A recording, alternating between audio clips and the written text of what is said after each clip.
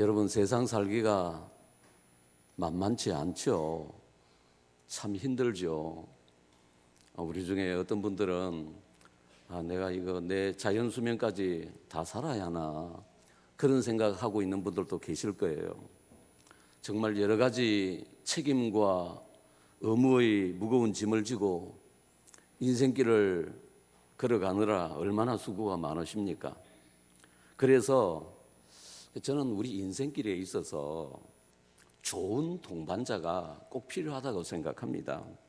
그 어렵고 힘든 고갯길을 나 혼자 넘는다면 이건 너무 외롭고 힘들겠지만, 사랑하는 사람과 함께 마음이 맞는 동반자와 함께 한다면 그 힘든 길도 훨씬 수월하게 갈 수 있을 겁니다. 예전에 제가 울산에서 서울까지 아주 오래 걸리는 야간 열차를 타고 올라온 적이 있습니다. 사람도 많지 않은 그 야간 열차에 제 맞은편에 한 사람이 앉았는데 인상이 좀 흠상궂게 생겼어요. 그리고 불안한 듯이 힐끔힐끔 쳐다보는 게 좀 수상해 보였어요, 확실히. 그래서 서로 대화도 하지 않고 눈을 감은 채 이제 가고 있는데, 문제는 화장실에 이제 가야 할 때였어요. 그때 제가 가방을 가지고 있었는데 아마 그게 뭐 좀 중요한 게 들었는지 그걸 가지고 가야 할지 두고 가야 할지 고민이 되더라고요. 뭐 가지고 가면 안심해야 되겠지만 이 속이 뻔히 보이는 짓이고, 두고 가자니 좀 불안하고요. 고민하다가 그냥 두고 갔습니다. 화장실에 가서도 볼 일도 편하게 못 보고 잽싸게 돌아왔습니다. 짐은 무사했습니다. 그러니까 짧은 여행이지만 신뢰할 수 없는 불편한 동반자와 동행하는 것이 얼마나 괴로울 수 있는지 진하게 느껴보았습니다. 반면에 우리의 인생길이 힘들다고 해도 마음이 맞는 좋은 사람과 동행할 수 있다면 우리 인생의 여정은 한결 편안하고 행복할 겁니다. 그런데 여러분, 우리 나그네 인생길에 사람이 아니라 하나님과 함께 한다면, 하나님과 동행할 수 있다면 우리 인생은 얼마나 더 멋지고 황홀할 수 있겠습니까? 오늘 우리는 하나님과 동행하다가 죽음을 보지 않고 바로 하늘나라로 가신 에녹에 대한 기사를 읽었습니다. 육체를 가진 사람 에녹이 어떻게 창조주 하나님과 동행하며 살 수 있는지, 이제 그의 인생을 보면서 같이 은혜를 나누고자 합니다. 첫째로 동행의 계기. 본문에 에녹이 하나님과 동행했다고 나오는데, 동행이란 말은 우리가 알듯이 함께 걷다, walk with라는 뜻이지요. 그런데 동행의 히브리어는 할라크인데 본문처럼 전치사 에트가 붙으면 그 뜻이 훨씬 강조되어져서 친밀하게 교제하다, 성관계를 가지라는 뜻으로도 쓰일 수 있습니다. 그래서 에녹이 하나님과 동행했다는 것은 조금 하나님과 함께 했다는 정도가 아니라 마치 부부처럼, 연인처럼, 친구처럼 아주 깊고 밀도 있게 교제하며 함께 했다는 뜻입니다. 이거 굉장하죠. 사람이 하나님과 그랬다는 거예요. 그런데 에녹이 하나님과 동행하게 된 것은 어떤 특별한 계기가 있었어요. 그것은 머두셀라라는 아들을 낳고부터예요. 본문 21절과 22절을 보시기 바랍니다. 에녹은 65세에 머두셀라를 낳았고, 머두셀라를 낳은 후 300년을 하나님과 동행하며 자녀를 낳았으며, 에녹이 65세에 머두셀라를 낳았는데 머두셀라를 낳기 전에는 하나님과 동행했다는 말씀이 없습니다. 그런데 머두셀라를 낳고부터 하나님과 교제하며 동행하기 시작했다는 겁니다.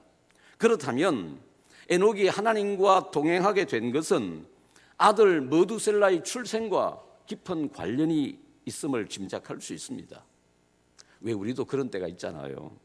예수 믿긴 믿는데 어떤 확신이나 열정도 없이 뜨뜻미지근하게 교회에 왔다 갔다 하는 게 고작이었는데 새벽 기도도 나오고 11조도 하고 전도도 하고 열심히 신앙생활하게 되었다면 그렇게 된 특별한 계기가 있기 마련입니다. 죽을 병에 걸렸다가 하나님의 은혜로 고침받았다든지, 특별 기도회나 설교에 큰 은혜를 받았다든지, 성령의 무슨 특별한 은사를 체험했다든지, 아니면 교회에서 중직을 받았다든지, 성도들도 보면 마음을 잡고 본격적으로 신앙생활하게 된 특별한 계기가 있어요. 저는 1975년 대학 1학년 때 겨울에 제 인생이 깊은 회의와 절망에 빠져 있을 때, 그냥 절벽으로 떨어질 수도 있는 그런 상황에서 우연한 기회에 어느 하나님의 사람으로부터 기도를 받았는데 예언과 더불어서 큰 은혜와 축복을 받았습니다. 그리고 그 후 속에서부터 하나님을 향한 뜨거운 사랑과 열정이 일어났고 하나님이 함께 하신다는 구체적인 증거들을 체험하기 시작했습니다. 여러분이 신앙의 결정적인 전환점, 터닝 포인트를 맞이한 계기는 언제입니까? 에녹은 머두셀라를 낳고부터였습니다. 에녹이 아들을 낳고 아버지가 되자 아들에게 좋은 아버지가 되고자 하는 결심을 했기 때문일까요? 어쨌든 그는 아들을 낳고부터 이전과는 전혀 다른 하나님과 동행하는 본격적인 신앙생활을 시작하게 된 것입니다. 어떻게 에녹이 머두셀라를 낳고 하나님과 동행하게 되었을까 궁금해서 머두셀라를 면밀히 조사해 보았습니다. 우선 머두셀라라는 이름은 창 던지는 자, 무기 칼을 사용하는 자라는 뜻을 가지고 있습니다. 옛날 부족 사회에서 창 던지는 자는 중요했습니다. 적이 침략했을 때 창 던지는 자는 마을 입구에서 창을 던지며 적을 저지했습니다. 그런데 이 창 던지는 자가 죽는다면 출입구가 뚫리고 부족이 멸망할 가능성이 대단히 높습니다. 그래서 창 던지는 자, 머두셀라라는 이름에는 또 다른 뜻이 있는데 그것은 그가 죽으면 심판이 온다. When he die, judgment comes. 그가 죽으면 끝이라는 뜻이 있습니다. 저는 머두셀라라는 이름도 어쩌면 하나님께서 계시해 주신 이름이 아닐까 생각합니다. 그 이름은 창 던지는 자, 이 아들이 죽으면 심판이 온다는 뜻입니다. 그때 에녹은 처음으로 죽음에 대해서, 종말에 대해서, 심판에 대해서 진지하게 생각했을 것입니다. 그러자 그의 신앙이 달라지기 시작한 것입니다. 사랑하는 여러분, 우리 기독교의 시간관은 이방 종교의 시간관과 완전히 다릅니다. 이방 종교의 시간관은 한마디로 윤회사상입니다. 시간은 끊임없이 돌고 돈다는 겁니다. 사람으로 태어났다가 다음 세상에는 뱀으로 태어나기도 하고 개미로 태어나기도 하고 돌고 돌아서 나중에는 사람으로 환생할 수도 있다는 겁니다. 이런 윤회적인 시간과는 긴장이 없습니다. 주어진 시간 속에 가치 있고 보람되게 살고자 하는 도전과 열정이 없습니다. 돌고 도는 시간은 영원하니까 이번 생에 못하면 다음 생에 하면 된다는 아니라는 생각을 합니다. 그러나 기독교의 시간과는 시작이 있고 끝이 있습니다. 태초에 하나님이 천지를 창조하심으로 시작된 세상 역사는 끝이 있는데 예수님 재림으로 끝납니다. 세상엔 종말이 있다, 그리고 심판이 있다는 사실은 우리를 긴장시킵니다. 주어진 시간에 최선을 다해 보람되고 의미 있게 살아내야 합니다. 그래서 이방 종교가 왕성한 나라들은 점점 쇠퇴하지만 이 역사가 증명하지 않습니까? 기독교가 왕성한 나라마다 문명이 발전하고 경제가 부흥하는 것입니다. 에녹이 머두셀라를 낳은 후 하나님과 동행하기 시작했다는 것은 결코 우연한 일이 아닙니다. 그가 머두셀라를 낳고 이 아들이 죽으면 마지막이다, 심판이 온다는 것을 깨달았을 때 그의 신앙은 획기적인 전환점을 맞이하게 되는 것입니다. 그때부터 하나님과 동행하는 본격적인 신앙생활이 그에게 시작된 것입니다. 그리고 에녹은 종말이 있다고 하는 사실을 깨닫자 당시 사람들에게 주님께서 경건치 않은 자들의 악행과 악한 말들을 심판할 것이라고 예언하기도 했습니다. 사랑하는 여러분, 아무리 화려해도 세상 역사는 끝날 날이 옵니다. 종말이 있습니다. 그리고 그 후에는 심판이 있습니다. 히브리서 9장 27절에 한 번 죽는 것은 사람에게 정해진 것이요 그 후에는 심판이 있다고 하셨습니다. 정말 우리에게도 죽음과 종말이 있고 그리고 하나님의 심판이 있다면 우리의 신앙과 삶도 뭔가 달라져야 되지 않겠습니까? 노아 시대는 하나님께서 물로 세상을 심판하셨지만 역사의 마지막 날에는 불로 심판한다고 말씀하셨습니다. 그리고 그날은 지금 점점 가까이 다가오고 있습니다. 전쟁과 지진과 재난과 이상기온 등 종말의 징조들이 소름 끼칠 정도로 정확하게 하나둘 이루어져 가고 있습니다. 다가올 종말과 심판 앞에서 우리도 에녹처럼 신앙의 각성과 일대 전환점을 맞이하여 주님과 동행할 수 있다면 어떻겠습니까? 우리 다 같이 아멘 하십시다. 어떤 사건이나 계기를 통해서든지 원래 여러분과 저에게도 신앙의 일대 변화와 지진이 일어나게 되시기를 축원합니다. 둘째로 에녹은 어떻게 하나님과 동행하게 되었습니까?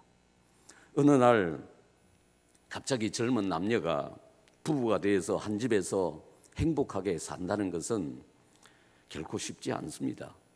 부부가 정말 행복하게 살려면 우선 마음과 뜻이 맞아야 합니다. 아모스 3장 3절에 두 사람이 뜻이 같지 않은데 어찌 동행하겠으며 라고 했습니다. 뜻이 맞지 않으면 함께 살아도 티격태격 싸울 수밖에 없겠죠. 그래서 둘이 동행하려면 함께 인생을 걸어가려면 뜻이 맞아야 한다는 거예요. 그래서 부부 생활은 끊임없이 서로 뜻을 맞추어 나가는 과정이라고 할 수 있습니다. 이것은 하나님과 동행하고자 하는 우리도 마찬가지입니다. 하나님과 동행하기 위해서는 하나님과 교제하며 함께 인생길을 걷기 위해서는 끊임없이 내 뜻을 부인하고 하나님의 뜻에 맞추어야 해요. 순간순간 하나님의 뜻을 묻고 하나님의 뜻을 따라 사는 법을 훈련해야 합니다. 그래서 우리가 드려야 할 최고의 기도는 예수님의 겟세마네 동산의 기도라고 생각합니다. 아버지요, 내 뜻대로 마옵시고 아버지의 뜻대로 하옵소서라는 기도 말이죠. 그러나 죄인들은 황소처럼 아버지의 뜻대로 마시고 내 뜻대로 하옵소서라고 고집을 부립니다. 그러면 에녹은 어떻게 하나님과 뜻이 잘 맞아서 300년 동안이나 하나님과 긴밀하게 교제할 수 있었을까요? 우리 에녹이 사람이 아닌 하나님과 동행했다는 말씀을 보면서 까마득한 고대 사회에는 사람들이 순진했기에 이런 일이 가능했을 거라고 생각합니다. 그리고 오늘같이 복잡하고 악한 세상에서는 주님의 음성을 들으며 주님과 교제하는 것은 불가능할 거라고 생각합니다. 그러나 에녹이 살았던 시대가 아담 후 1000년 정도 경과한 고대 사회지만 실은 그 시대도 오늘날 못지않게 타락하고 악한 시대였습니다. 그들의 죄와 타락이 얼마나 심각했던지 그 에녹의 정손자가 노아인데 노아 시대에 와서는 하나님께서 세상을 홍수로 심판하실 수밖에 없었습니다. 그런 어둡고 타락한 시대 환경 속에서도 에녹은 하나님 말씀을 전하며 새 속에 물들지 않고 하나님과 동행하는 값진 삶을 살고 있었습니다. 평범한 세상에서 하나님과 동행하는 것도 귀하지만 온 세상이 타락한 악한 세상에서 하나님과 동행한다는 것은 더 귀하지 않겠습니까? 정말 하나님과 동행하는 사람은 시대가 악하든 악하지 않든 별 문제가 되지 않습니다. 여러분, 기름이 물에 섞여 있다고 해도 기름은 결코 물에 흡수되거나 동화되지 않듯이 하나님의 사람도 세상에서 그렇게 살 수 있습니다. 다시 말하면 아무리 악한 세상이라도 하나님과 동행하는 삶은 가능하다는 것입니다. 당신이 맞이하고 있는 삶의 형편은 어떻습니까? 당신의 가정과 친척, 친구와 직장과 주변 환경은 어떻습니까? 말할 수 없이 열악한 환경이어서 믿음 지키기가 거의 불가능합니까? 그러나 에녹을 보세요. 그는 그 악한 세상에서도 하나님과 동행하며 살았습니다. 요셉을 보세요. 요셉은 아무도 하나님 섬기는 사람이 없는 그 타락하고 세습화된 애굽 땅에서 홀로 하나님을 믿고 경건을 지키며 살았습니다. 아무리 악한 세상에서도 하나님과 동행하는 삶이 가능하다는 것입니다. 세상은 날이 갈수록 더 악하고 폐역해지겠지만 여러분과 저는 변함없이 하나님을 믿고 하나님과 동행하는 복된 삶을 사시기를 축원합니다. 그리고 우리는 에녹이 하나님과 동행하다가 죽지 않고 성천했다는 말씀에 기가 죽어서 에녹같이 위대한 사람이나 하나님과 동행하지 우리는 아예 안 될 거라고 생각합니다. 그리고 하나님과 동행하는 그런 차원 높은 신앙을 위해서는 속세를 떠나 기도원에 들어가든지 성직자가 되든지 해야 할 거라고 생각합니다. 그러나 여러분, 그렇지 않습니다. 에녹은 평범한 생활을 하면서도 하나님과 동행했습니다. 에녹은 65세에 머두셀라를 낳지요. 그리고 머두셀라를 낳은 후 300년 동안 하나님과 동행하며 자녀를 낳았다고 말씀합니다. 에녹이 하나님과 동행하면서 보통 사람들이 하지 않은 무슨 특별한 일을 했다고 말하지 않습니다. 에녹이 하나님과 동행하면서 우리가 꿈꾸지 못할 특수한 방법으로 신앙생활을 했다고도 하지 않습니다. 다만 에녹은 하나님과 동행하면서 자녀를 낳았다고 합니다. 자녀 못 낳을 사람이 누가 있습니까? 물론 결혼하기 전까지는 낳을 수 없지만 결혼만 하면 특별한 문제가 없는 한 누구든지 자녀를 가질 수 있습니다. 에녹은 평범한 가정생활을 하면서 하나님과 동행했다는 것입니다. 우리는 때때로 하나님을 오해할 때가 있습니다. 제대로 진짜로 신앙생활을 하려면 가정도 버리고 학업도 버리고 직장도 버려야 한다고 생각합니다. 하나님과 동행하기 위해서는 금식도 하고 기도원에도 자주 가고 매일 철야하고 적어도 보통 신자들과는 뭔가 다르게 살아야 한다고 생각합니다. 물론 다른 사람들이 하지 않는 특별한 방법으로 더 아름다운 신앙생활을 할 수도 있겠죠. 그러나 에녹을 통해서 주는 교훈은 평범한 가정생활, 직장생활을 하면서도 얼마든지 하나님과 동행하는 삶이 가능하다는 것입니다. 그러므로 여러분, 하나님과 동행하는 삶이 귀하다고 해서 그것을 먼 곳에서, 특수한 곳에서 찾으려고 하지 마십시오. 평범한 곳에서부터, 일상적인 삶의 현장에서부터 여러분 하나님과 대화하고 교제하고 가까이 해보십시오. 가정주부들은 자녀를 낳고 양육하고 집안일을 하고 남편을 내조하는 평범한 주부의 생활을 하면서 하나님과 동행하는 법을 배워보십시오. 남성들은 회사에서 사업장에서 일하면서 하나님과 동행하는 기쁨을 체험해 보십시오. 어떤 이단들처럼 신앙을 위해서 결단코 가정이나 학업이나 직장을 포기하지 마십시오. 건강한 기독교는 하나님께 받은 말씀과 은혜를 세상에서 실천하며 빛과 소금으로 사는 것이지 결코 세상을 떠나 도피하는 것이 아닙니다. 사도 바울은 고린도전서 10장 31절에서 먹든지 마시든지 무엇을 하든지 다 하나님의 영광을 위하여 하라고 하셨습니다. 먹고 마시는 것은 인간이 할 수 있는 가장 기본적이고 평범한 일입니다. 이런 먹고 마시는 평범한 일상을 통해서도 우리는 하나님의 영광을 위할 수 있고 하나님과 동행할 수 있다는 것입니다. 당신의 인생이 별로 뛰어나지도 특별하지도 않은 평범한 삶이라고 해도 실망하지 마세요. 에녹처럼 자녀를 낳는 평범한 삶 속에서도 하나님과 교제하고 동행하십시오. 이것이야말로 진정한 신앙이 아니겠습니까? 그리고 에녹은 세상에서 모두 합해서 365년 동안 살았습니다. 당시는 장수시대였습니다. 그는 65세에 머두셀라를 낳고 그 후 300년을 하나님과 동행하며 살았는데, 그렇게 하나님과 동행하다가 하나님이 데려가셨다고 했습니다.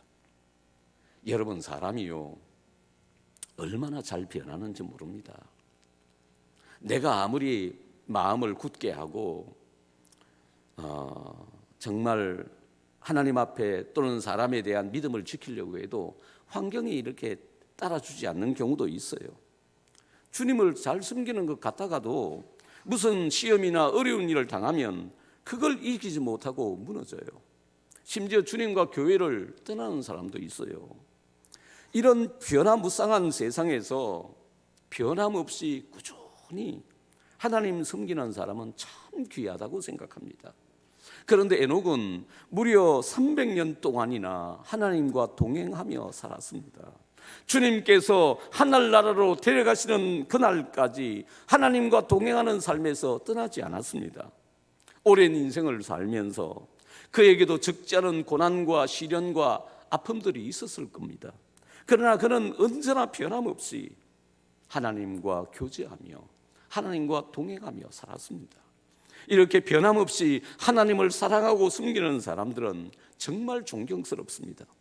에베소서 6장 24절에 바울은 우리 주 예수 그리스도를 변함없이 사랑하는 모든 자에게 은혜가 있을지어다라고 축복했습니다. 여러분도 상황과 환경이 바뀐다고 해도 변함없이 주님을 사랑할 수 있습니까? 아멘입니까? 북한처럼 신앙의 자유가 없고 핍박이 있다고 해도 하나님에 대한 여러분의 사랑은, 신앙은 변질되지 않을 수 있겠습니까? 에녹처럼 하나님 앞에 서는 그날까지 변함없이 하나님 섬기며 하나님과 동행하시기를 축원합니다. 자, 셋째로 동행의 결과. 히브리서 기자는 히브리서 11장에서 기라성 같은 역대 믿음의 영웅들을 소개하면서 역시 에녹을 빼놓지 않습니다. 믿음으로 에녹은 죽음을 보지 않고 옮겨졌으니 하나님이 그를 옮기심으로 다시 보이지 아니하였느니라. 그는 옮겨지기 전에 하나님을 기쁘시게 하는 자라는 증거를 받았느니라고 했습니다. 에녹은 하나님과 동행하다가 죽음을 보지 않고 하늘나라로 직행했는데 옮겨지기 전에 하나님을 기쁘시게 하는 자라고 하는 증거를 받았다는 거예요. 하나님과 동행하면서 그에게 붙어있는 별명이 또 하나 있는데, 세상 살면서 하나님과 동행하면서 하나님을 기쁘시게 했다는 거예요. 여러분, 우리의 인생 목적이 하나님을 영화롭게 하고 영원토록 그를 즐거워하는 것이라고 했을 때 우리의 지난날의 삶은 과연 하나님을 영화롭게 하고 기쁘시게 했다고 말할 수 있을까요? 우리는 때때로 많은 일을 성취하고 괄목할 만한 업적을 남겨야만 하나님을 기쁘게 할 수 있다는 강박관념을 가지고 있습니다.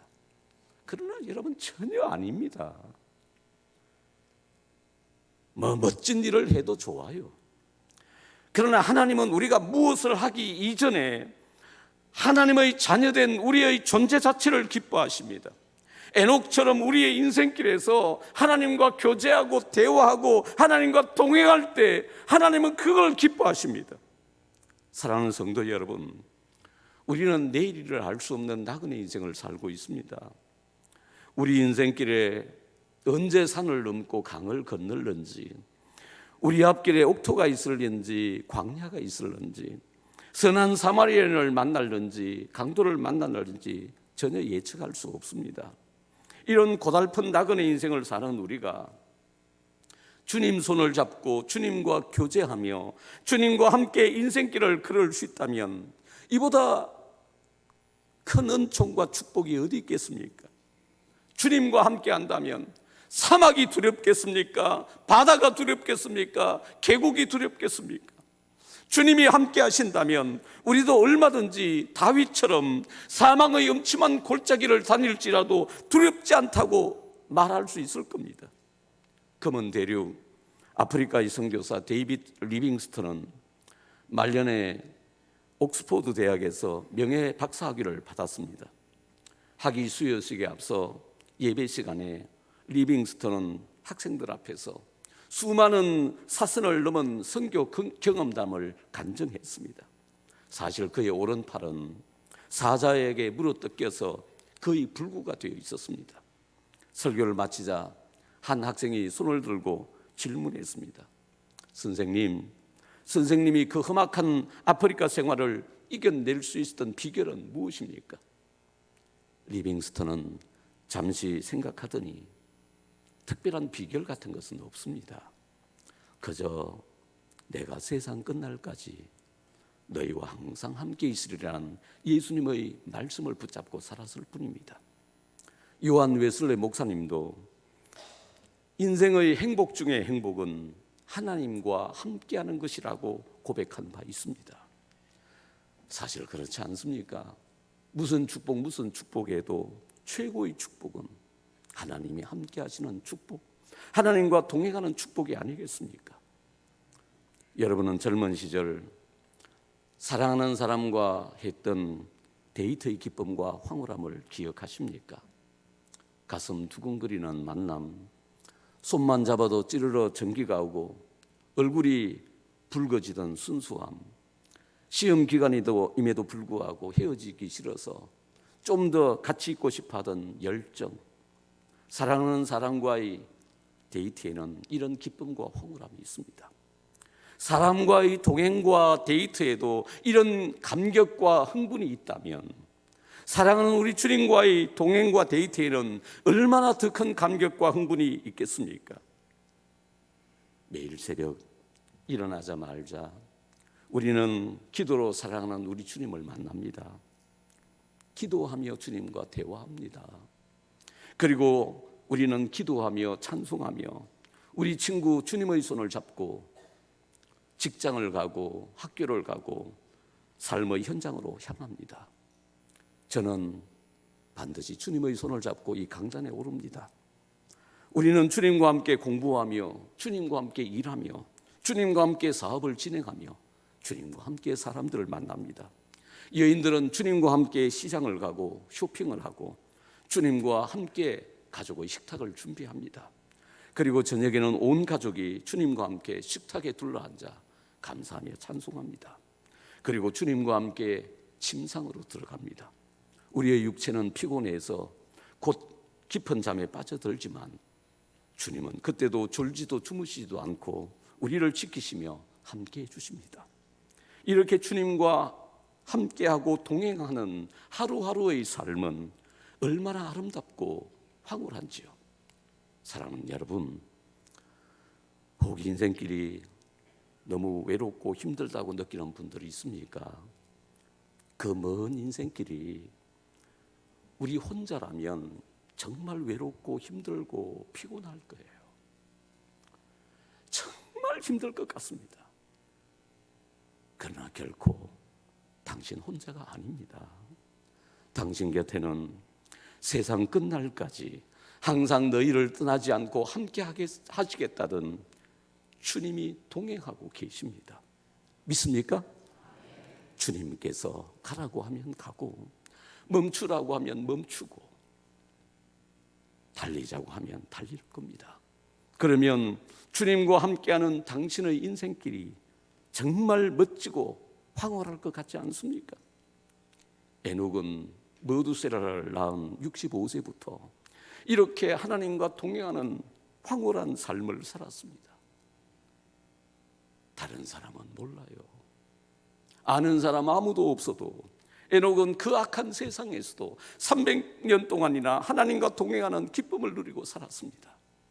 그런데 어느 날 하나님께서 사랑하는 친구 에녹을 불렀습니다.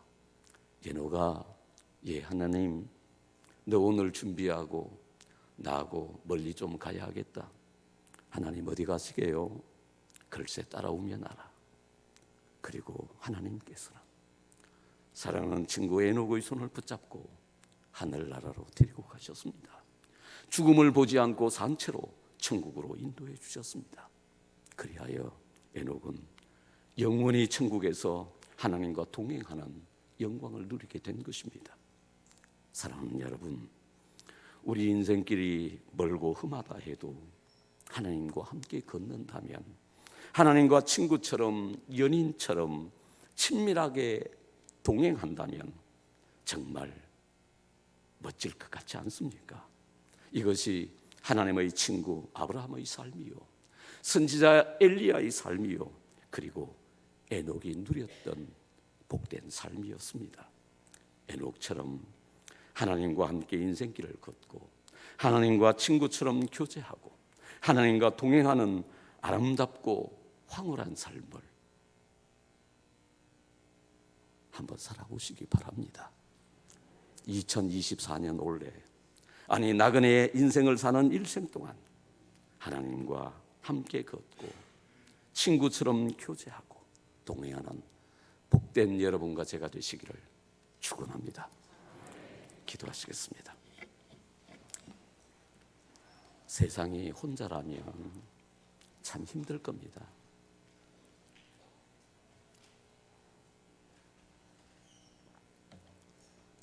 왜냐하면 세상에는 너무 힘들고 어려운 일이 많기 때문이에요. 그런데 우리 혼자가 아닙니다. 그렇게 주님이 약속하셨습니다. 내가 너희를 떠나지 않겠다고. 그런데 마치 성도가 왜 혼자처럼 사는지 모르겠어요. 우리 곁에는 예수님이 동행하시잖아요. 동행이 단순히 잠깐 함께 걷는 정도가 아니에요. 친구처럼, 연인처럼, 부부처럼 깊이 대화하고 아주 밀도 있게 친밀한 걸 말해요.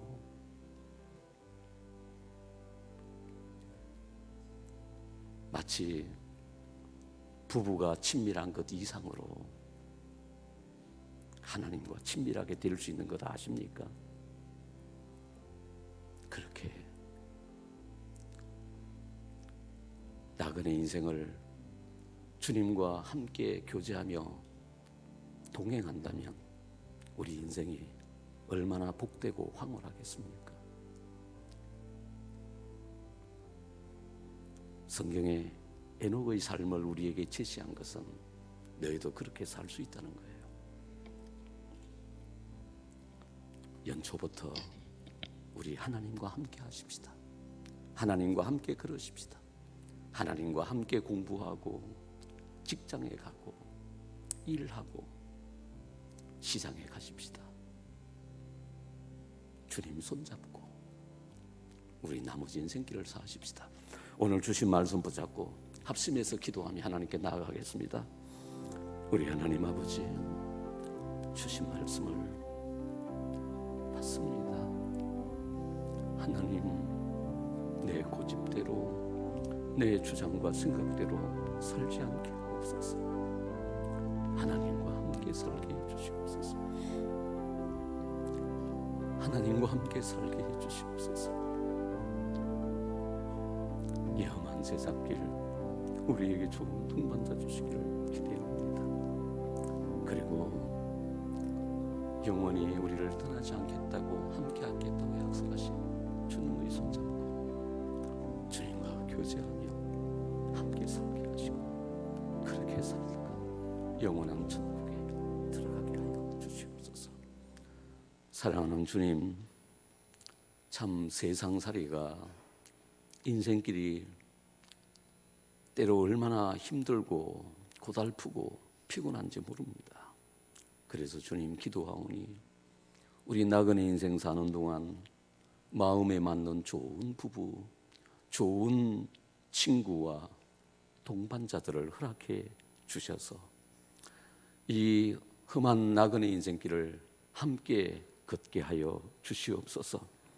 그리고 주님 기도합니다. 우리도 에녹처럼 나머지 인생길은 하나님과 동행하며 하나님과 친밀한 교제를 나누며 살게 하여 주시옵소서. 주님과 함께라면 사막도 바다도 두렵지 않습니다.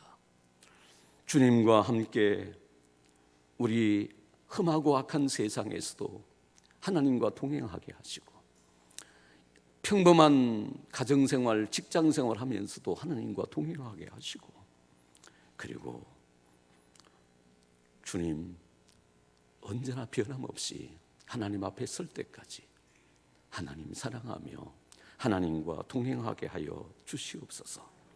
주님은 우리 곁에 계시지만 우리는 눈이 어두워 이걸 잘 모르고 느끼지 못할 때가 많습니다.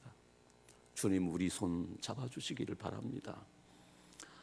때로 연인처럼, 친구처럼, 부부처럼 주님과 친밀하게 교제하게 하시고, 주님과 인생길을 걸으며 대화도 하게 하시고, 그리고 영원토록 이렇게 교제하다가 천국에서도 영원히 동행하게 하여 주시옵소서. 예수님 이름으로 기도하옵나이다. 아멘.